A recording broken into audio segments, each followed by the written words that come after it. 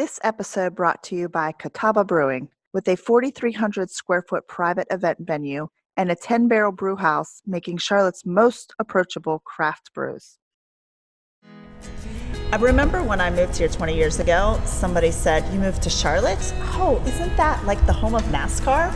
And I didn't even know that because that's not why I moved here. But then it became known to me as the banking city.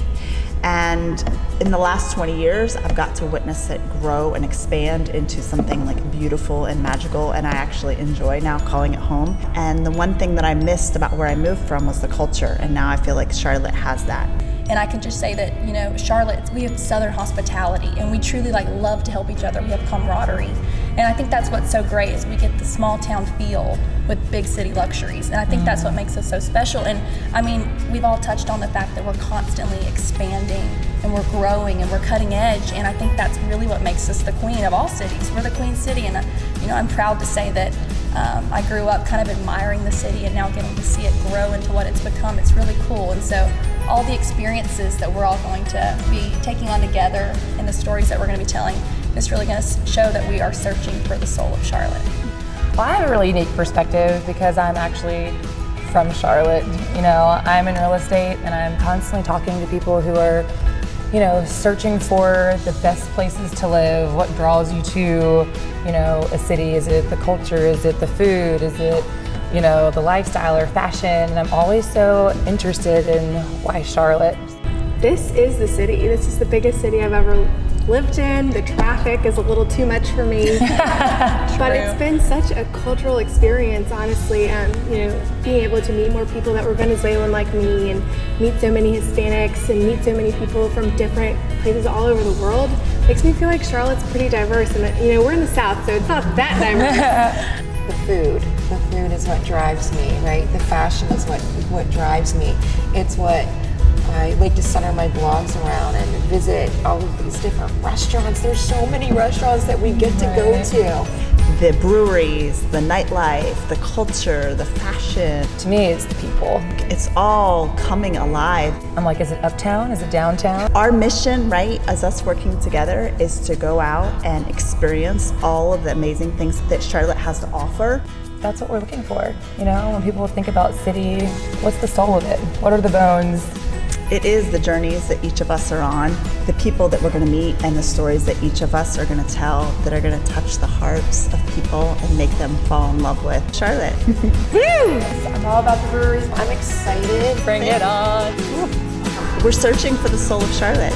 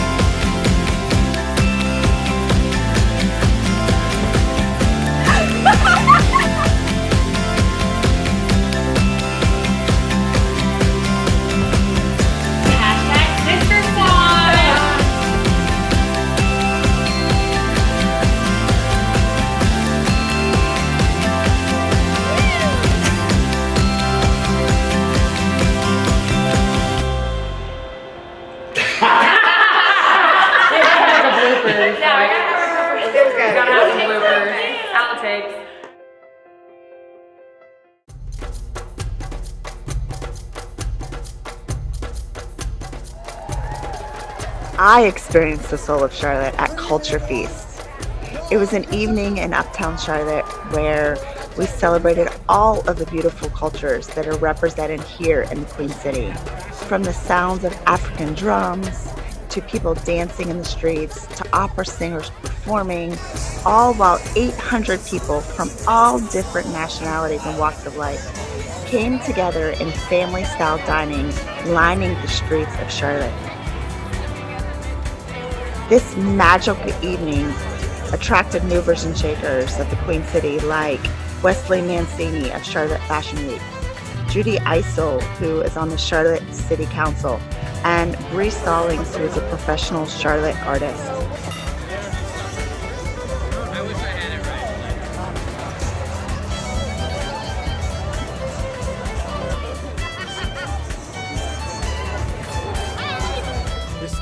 so we're standing there in this circle watching all these drummers play, and I wanted to jump in there so bad, because now that I've learned how to like get into beat, it would be something to do. So that they started off Culture Feast with the drums. It was such a beautiful experience.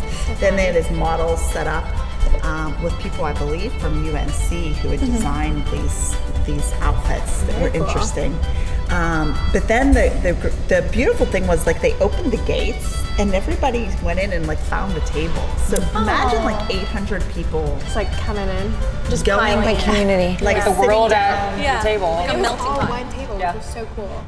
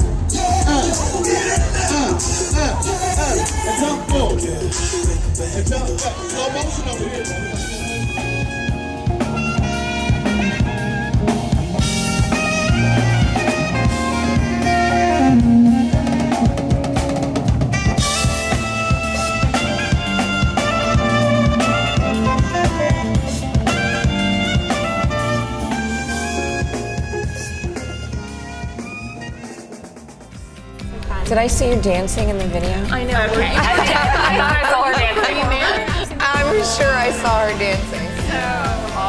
Oh wait, we're gonna take her for dance lessons. Don't forget that. Aren't we gonna do that? We're gonna take her for dance lessons? Yeah. we're gonna do that. So I don't dance. I know. But we're taking you to a studio. And then just all the different cultures came in and performed, and so you got to see all the differences and realize actually there's a lot of diversity in Charlotte. And it was really cool because we all were like, it was like a celebration of all the diversity that's happening in Charlotte. Culture Feast was a powerful experience that really demonstrated how we can all come together here in Charlotte and celebrate all of the cultures that are represented in the Twin City.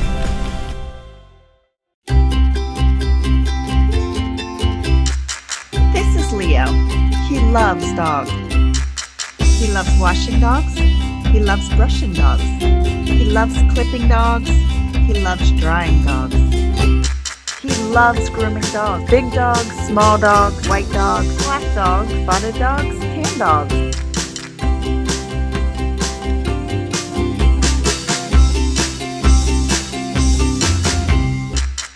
Please contact Leo at Groom Dog Groom for your next fur baby's mobile spa appointment.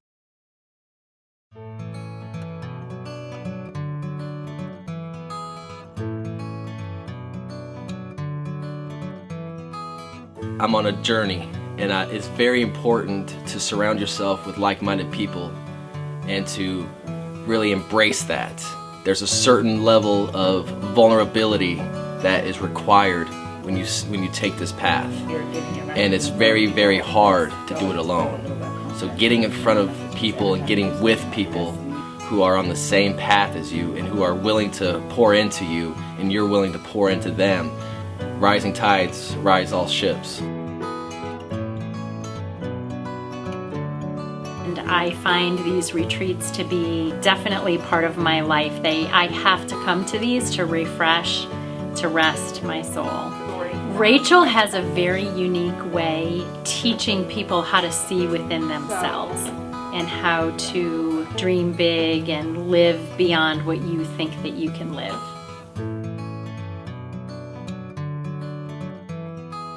And society has not really prepared us for this new world that we're living in today, where we have the opportunity to create our own businesses and serve humanity in a way that lights up our soul. I'm in a place in my life where I just feel called to take that next step spiritually, mentally, physically, emotionally. In my professional and personal life, I feel there's always something that you can get out of these experiences and you can learn from. But to be around people who you know and you can see and they're pushing these boundaries and doing all these great things, it pushes you to think further. And so what I want to get out of that is to allow myself to dream bold, be bolder, dream bigger, and then walk into that path instead of thinking this is them and this is me. That's no, I can be this too, and let me blaze my own trail. So many entrepreneurs are looking to do just that, but they don't have the path. They don't know the path. They don't necessarily know how to become an influencer who then can go out and make a difference in the world. So they're seeking. What I do and what lights up my soul is to help them become mentally, emotionally, physically, and spiritually an influencer so that they can step out into the world with confidence, take their gift, their skill, their craft, their message, and share it with that confidence with the world in a way that will impact and make a difference in the world.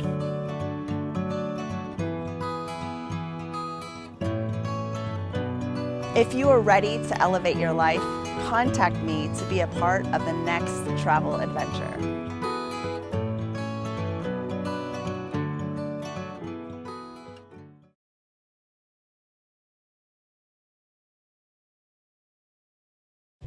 Thanks for the jam.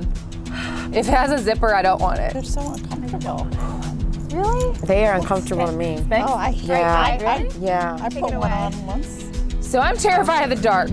I think I've always been, I'm glad we have streetlights here because I feel really safe. So when you decided to do the 13th acre for the team, I was like, take one for the team, Marianne. So thank you.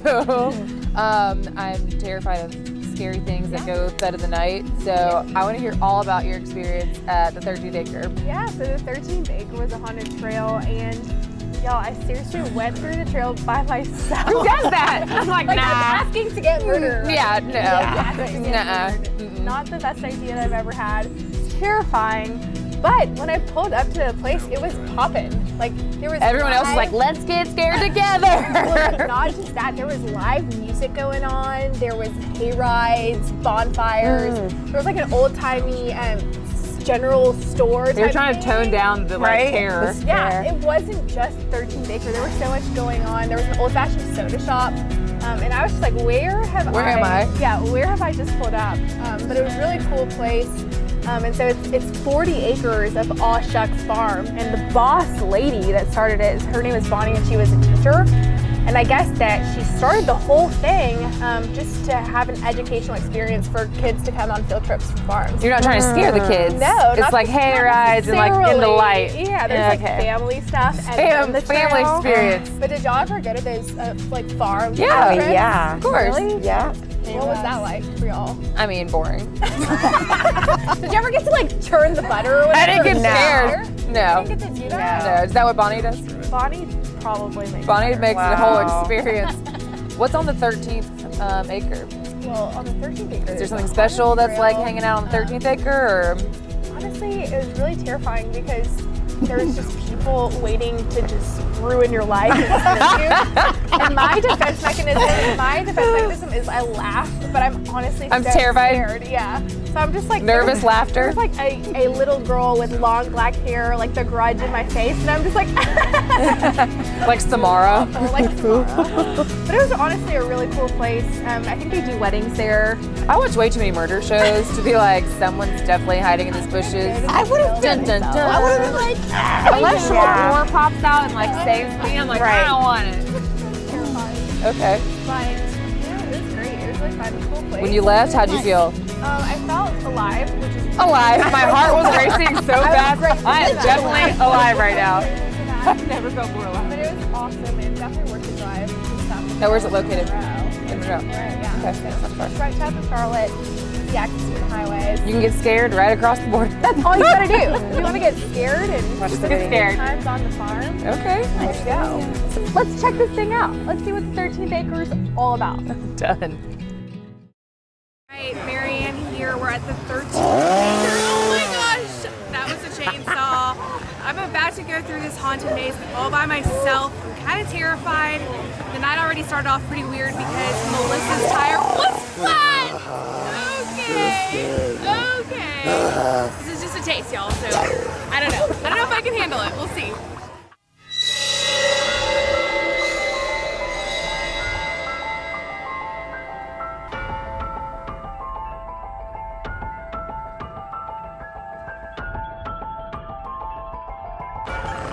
I would love to play a game. Who wants to play a game? I want to play a game. I'm going to take my little pumpkins and carve off.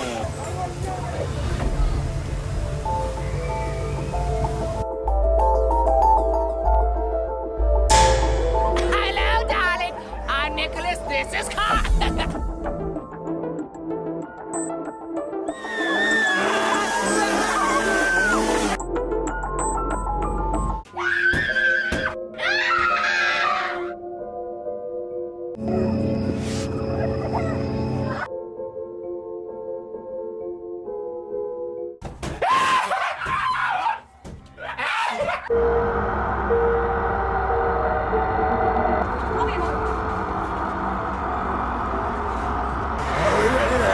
Tonight, folks. I can't wait for you to meet my monsters.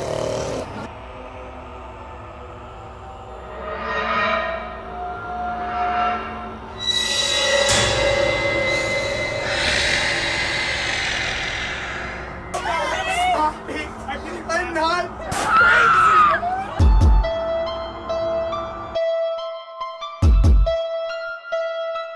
Will you be my dolly? All my other dollies keep losing all their heads.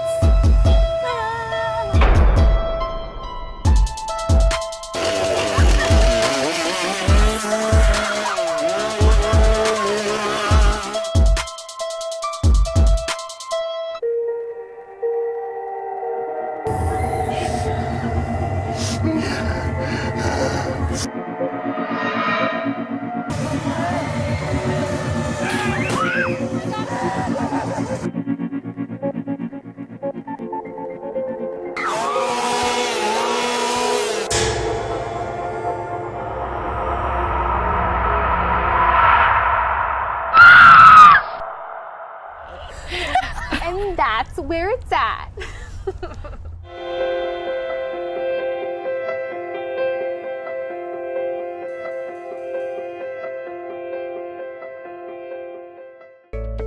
What's so incredible about this place is the uniqueness. You walk in and it's not like anything you typically see in Charlotte. You walk in, the lights are dim, everyone's friendly, and it's intimate.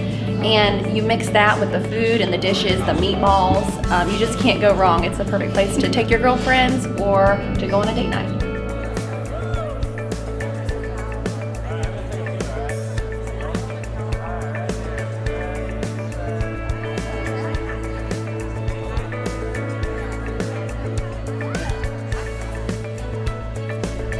Wasakaka. Oh, you gotta like turn it whole Yeah, around. turn it this way a little bit. That wasakaka. That's beautiful. So it's good we've got a Christmas town, right? Yes. But McAdamville is a historic town too because it used to be a mill city. And their big factory was yarn. And their big family was the Farr family. Barley. The Farley. Your favorite? This is definitely not tuna from a can. You're gonna deceive. And if you want to join our sister squad or find out where we will be going next, And tell us about your favorite things to see and do in Charlotte. Email us at sistersquad@soulofcharlotte.net. Exactly what they said. Hashtag Sister Squad.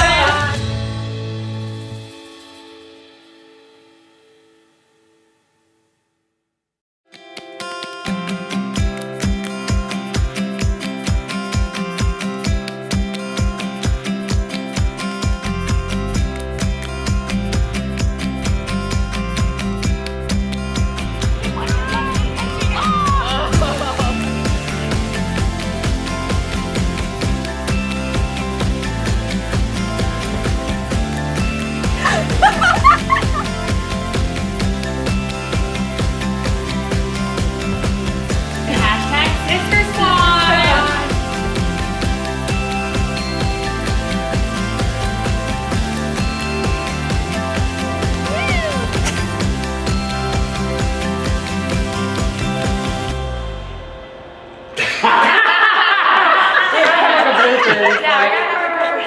Gotta have some bloopers, outtakes.